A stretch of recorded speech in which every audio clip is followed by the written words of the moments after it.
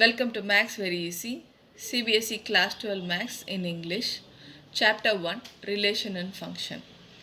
Before getting into the topic, first let us refresh the basics. What are the basics of relation and function? First comes the set, then the Cartesian product, then relation, and then the function.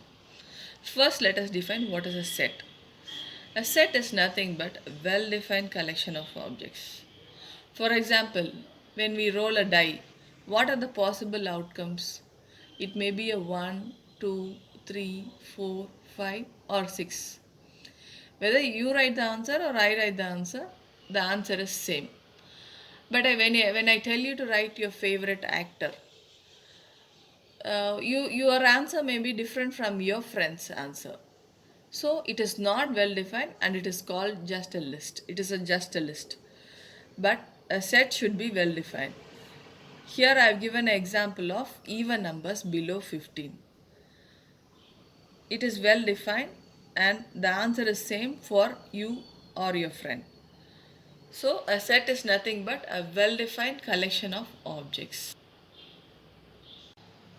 Now let us learn what is a Cartesian product. In simple terms, Cartesian products is nothing but product of two sets.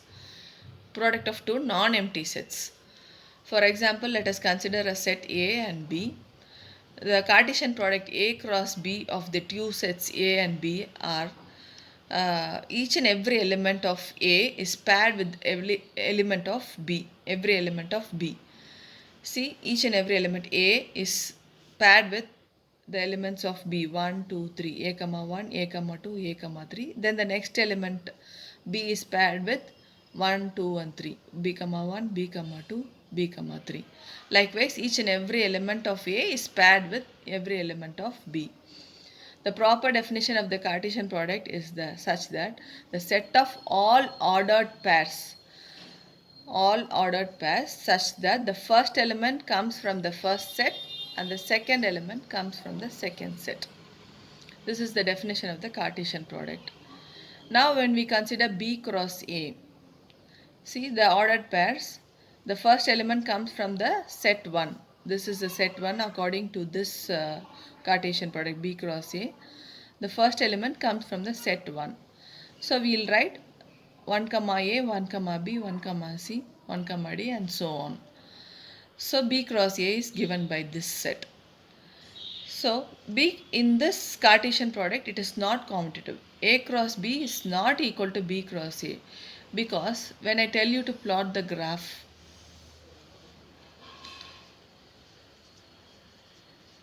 four, 1, 2, 3. When I tell you to plot the point 2 comma 1, where will you plot? You will plot here. But when I tell you to plot the point 1 comma 2, we will plot it here.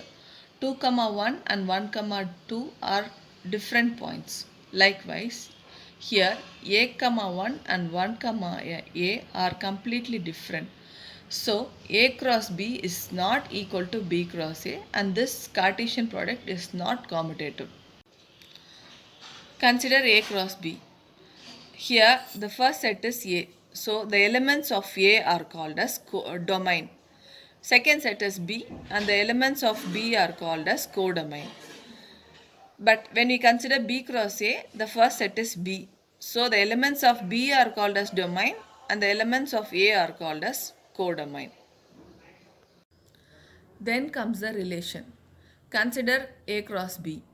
In that whole set of ordered pairs, we have to select the relation such that X is a vowel and Y is even number. So relation is nothing but we have to select the ordered pairs from A cross B such that it satisfies a particular condition. A given condition should be satisfied so that we'll select the ordered pairs according to that given condition. Here the condition is given that X is a vowel and Y is a even number. So let us see which ordered pair satisfies this relation. See in this ordered pairs, which are the vowels in A, B, C, D? A is the vowel, and which in this three ordered pairs, only 2 is the even number. So only A comma 2 satisfies the above condition. So a comma 2 only satisfies the above relation and it is the relation. Relation is always a subset of the Cartesian product, or it may be equal to in certain cases, but it is always a subset of a Cartesian product. Relation is of three types: reflexive, symmetric and transitive. Let me explain you this in detail with an example. Consider a set A of elements 1, 2, 3, 4. Here I have written A cross A, all the possible ordered pairs of A cross A. In our syllabus, the same set is only paired, so I have written A cross A. First, let us see what is reflexive relation. See, if a reflexive relation means for all values of A belonging to A, each and every element should be paired with itself. A comma A should belong to R, then it is called as a reflexive relation for all values. Here we have 4 elements in A, 1, 2, 3 and 4. Each and every element should be paired with itself, and that ordered pair should be present in the relation. See, all the elements of A is paired with itself: 1, 1, 2, 2, 3, 3 and 4, 4. All the elements should be present in the relation.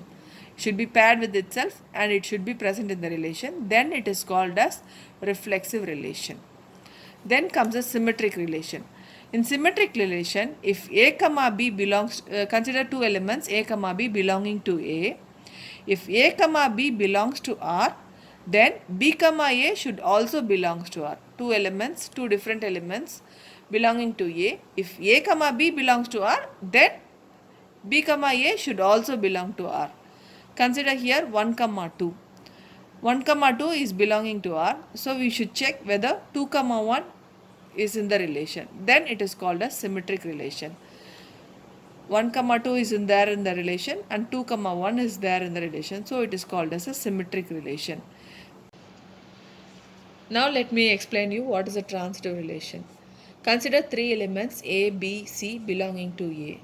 If A comma B and B comma C belongs to R, then A comma C belongs to R.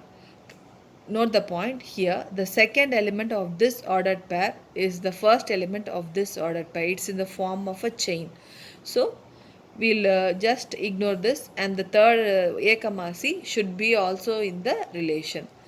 Consider this in this relation 1 comma 2 is there, 2 comma 3 is there. So here the second element is the first element of this ordered pair. So if 1 comma 3, you have to check whether 1 comma 3 is there in the relation. If it is there, then it is called as a transitive relation. Here I have written a relation of ordered pairs 1 comma 1, 2 comma 2, 3 comma 3, 4 comma 4. Whether it is reflexive? Yes, it is reflexive because all the elements are paired with themselves and each and every element is present for the set A. But is it symmetric? For symmetric, A comma B and B comma A should be present. But here A comma B is not there. So we can take it for granted and say it is symmetric.